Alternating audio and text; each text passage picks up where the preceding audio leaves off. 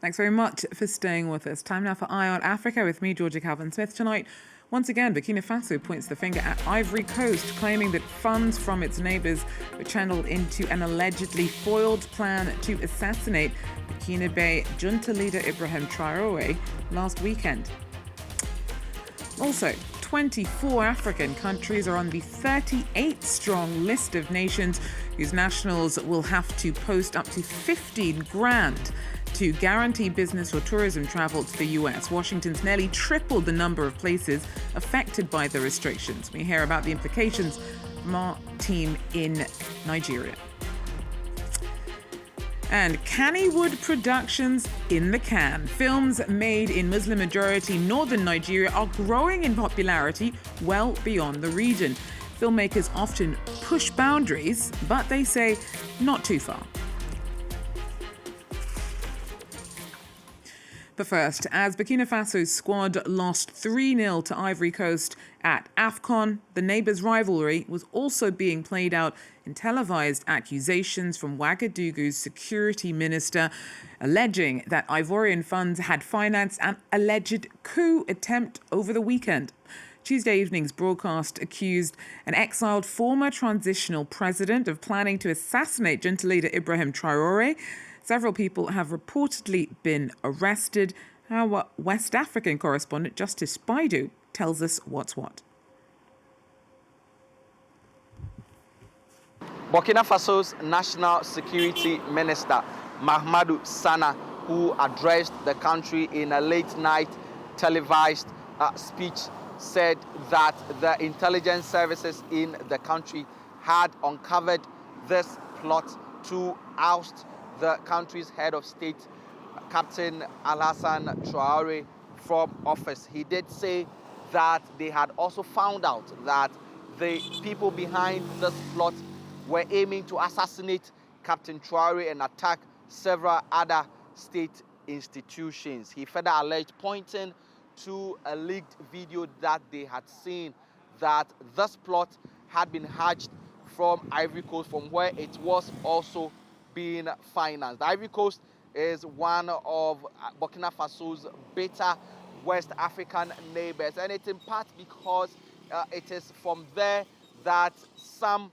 coups that have happened in Ivory Coast in the past are alleged to have been planned from. Ivory Coast has yet to comment on this particular incident. This attack now adds to a string of events that puts Captain Traoré walking on a knife's edge. He has seen at least 3 coup attempts in the last 3 years that he has been in office, after removing the country from several of its former Western allies and moving it more towards Russia and China. This has incurred the wrath of several West African neighbors and also ECOWAS, the regional bloc, out of which Burkina Faso has now moved and formed the alliance of Sahelian states with Mali and Niger, 2 other West African countries that are currently being ruled by military juntas. Captain Traoré, still is very popular in parts of Africa for his anti-Western and imperialist views, but he struggled to rein in the country from the hands of jihadists who have taken up several parts of the country as they continue to spread violence in the Sahelian country. Justice Baidu there for us. Well, AFCON, the Africa Cup of Nations, is in for a blockbuster set of last 8 matches, with hosts Morocco taking on Cameroon over the weekend, Algeria meeting Nigeria on Saturday, and Egypt going up against defending champions Ivory Coast later the same day. Now, as mentioned before, Ivorian fans are still on cloud 9 about their prospects after showing their impressive form against Burkina Faso on Tuesday. Our team caught up with some of them. We've shown we're good. We can win when we want and equalise when we want. Ivory Coast is the champion of Africa. 3 goals! 3 goals for the Elephants! I'm speechless! God bless Ivory Coast! We are going to win again this year and add a 3rd star here. Go Ivory Coast! Well, Nigeria's former Attorney General and Minister of Justice has been granted over €300,000 bail after having been held for a month on money laundering and abuse of office charges. Abubakar Malami used to be Nigeria's top lawyer under late President Muhammadu Buhari, but was arrested in December accused of skimming public funds between 2015 and 2023. He's pled not guilty and his trial adjourned until February 17th. African countries account for 24 of 38 nations whose nationals could have to pay up to $15,000 to guarantee B1 business and B2 tourism visas.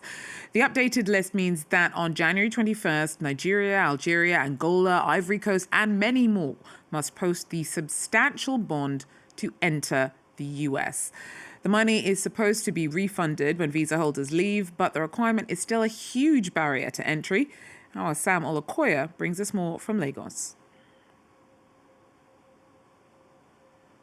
The visa bonds are a broader part of US immigration control aimed at making it more difficult for people holding the passport of Nigeria and 37 other countries to travel to the United States. Those mainly affected are people who intend to travel to the United States for temporary purposes, mainly for visit or for business. The bonds will serve as financial guarantees to ensure that citizens of affected countries comply with their visa conditions to prevent them from overstaying. Those who do not comply with the terms of their visa will lose their money. About 100,000 Nigerians travel to the United States on business or tourist visas annually. The visa bond, which may be $5,000, $10,000, or $15,000, will be a major financial burden for many Nigerians. This is expected to significantly reduce the number of Nigerians who can enter the United States on the business or tourist visas. The worst affected Nigerians are those who intend to travel to the US for short educational purposes, family visits, and small and medium-scale businesses. About 23 other African countries, including Tanzania, Zimbabwe, and Senegal, are on the list of affected countries. Citizens of these countries will also face significant financial challenges traveling to the United States. Sam Olukoya there for us in Lagos. Now, communities in Uvira in eastern DR Congo are still dealing with the fallout of being caught in the middle of tensions between M23 rebels and the Congolese army.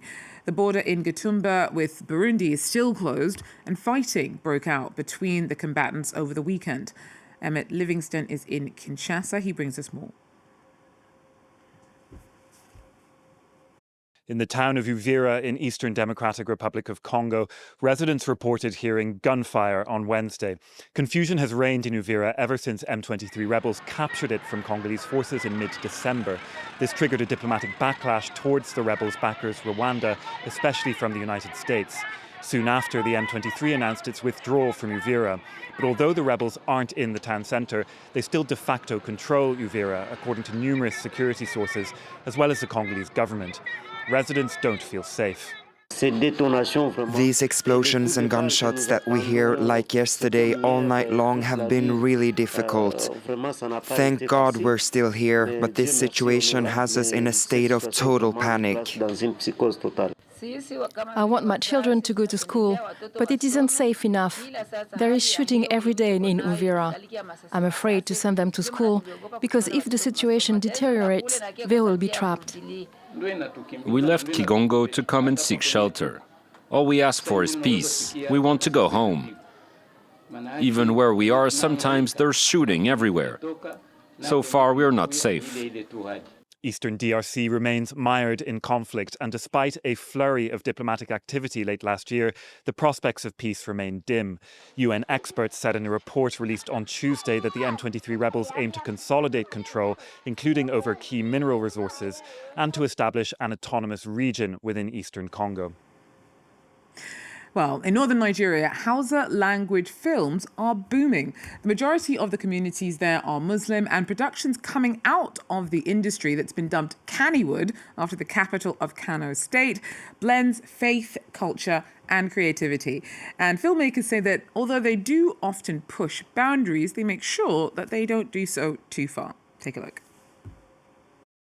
In northern Nigeria, cameras roll on the film industry that's rarely in the global spotlight. This is Kannywood, Hausa language cinema, producing hundreds of films every year, while carefully navigating religious and cultural boundaries. Based in Kano, the heart of the Muslim majority north, filmmakers here are pushing to modernize their stories without crossing red lines. We are not used to seeing someone going out in pursuit of a dream without family consent and things like that, so we question the status quo on certain important social issues. But it is not that we contravene culture or religion. We do it with tact and decorum. Kannywood has long lived in the shadow of Nollywood, Nigeria's globally recognized film industry. Over in Nollywood, they have more budget, more equipment, they have more sponsors, more investors, and even foreigners tend to come into the country to shoot mostly in Lagos, mostly in Abuja. So I think that's what Kano is aspiring to be.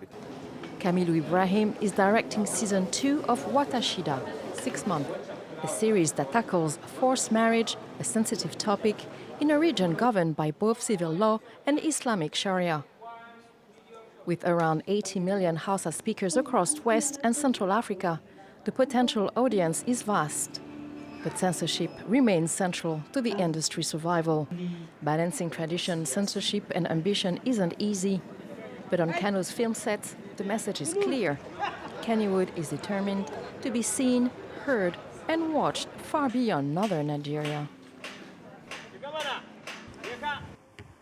And finally, we turn to Ethiopia, where thousands of Orthodox Christians celebrated Christmas Eve on Tuesday evening, many after 43 days of fasting. Now, Ethiopia's Orthodox Christians follow the Julian calendar, which runs 13 days later than the Gregorian calendar used by Catholic and Protestant churches. But as you can see clearly, the wait is worth it for many of those in the country. So thanks for joining us for Iron Africa. Do so again if you can. We'll leave you with images of the celebration. Take care.